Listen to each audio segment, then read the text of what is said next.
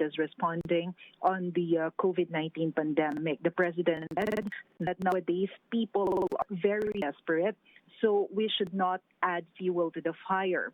If someone destroys the government, it means that they will also destroy the people. And President Duterte also mentioned about the PhilHealth.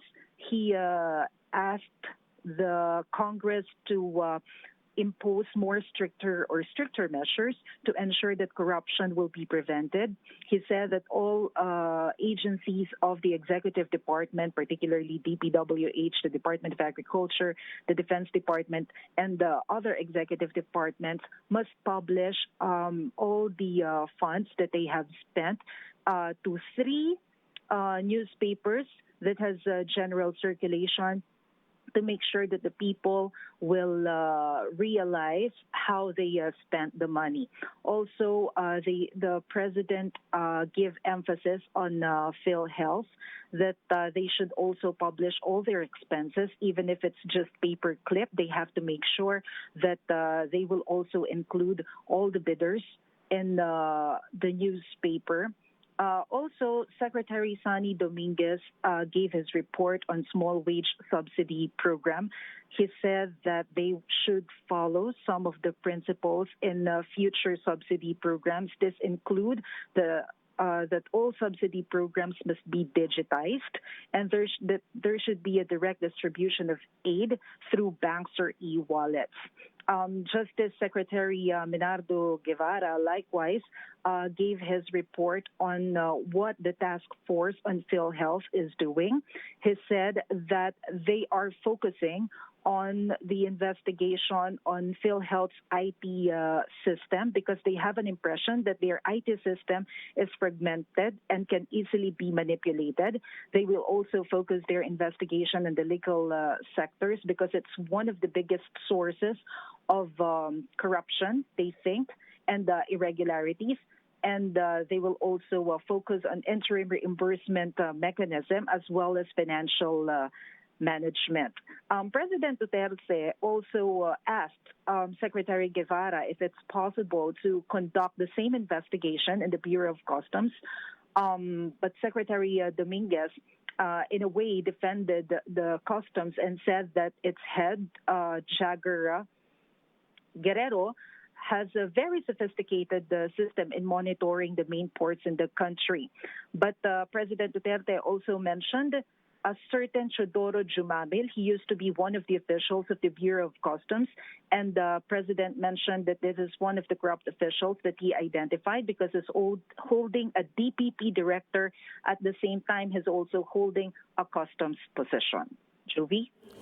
We noticed, Maricel, that the president once again discussed the government's plan about the vaccine that's coming from another country. Anything new in that angle?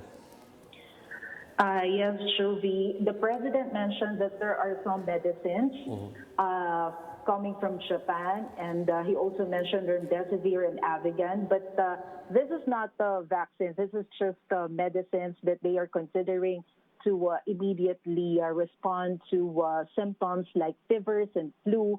But other than that, the only vaccines that he mentioned are those vaccines that will come from China and Russia. And he also reiterated that these 2 countries have already committed that they will provide vaccines to the Philippines once available. But he mentioned that it's not yet clear if we will pay for these vaccines. But in any case, if the country will pay for these vaccines, we will probably ask these 2 governments to give it as a loan, and we will pay it in a staggered system.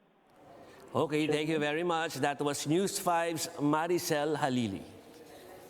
Now here are the other stories we're keeping our eyes on. Vice President Leni Robredo underscores the government's role in salvaging the economy, as she points out that the proposed 165 billion peso budget under the Bayanihan to Recover as One bill is not enough to soften the impact of the COVID-19 pandemic. She also accused the administration of having no clear vision to address the crisis, and that Filipinos are losing their confidence in the government's leadership. A number of PhilHealth employees have expressed willingness to testify before the task force PhilHealth and provide information on the alleged anomalies in the state health insurer. That's according to Justice Undersecretary Mark Perete, who also says that their testimonies will still be subjected to validation. The DOJ formed panel has so far interviewed 5 senior officials of the PhilHealth. The task force has until September 14 to finish its probe. And video sharing app TikTok has formally sued U.S. President Donald Trump over his executive order banning transactions in the U.S. with them. The company has branded the move as a pretext to Trump's anti-China stance as he seeks re-election. TikTok and its parent company, ByteDance, also dismissed White House's position that the app poses a threat to national security. For more updates, follow News 5, The Philippine Star, and Business World Online. Visit our website, onenews.ph, for more in-depth analysis. You can also catch One News on the Signal Play app. Register for free account now at www.signalplay.com and stream One News live anytime, anywhere.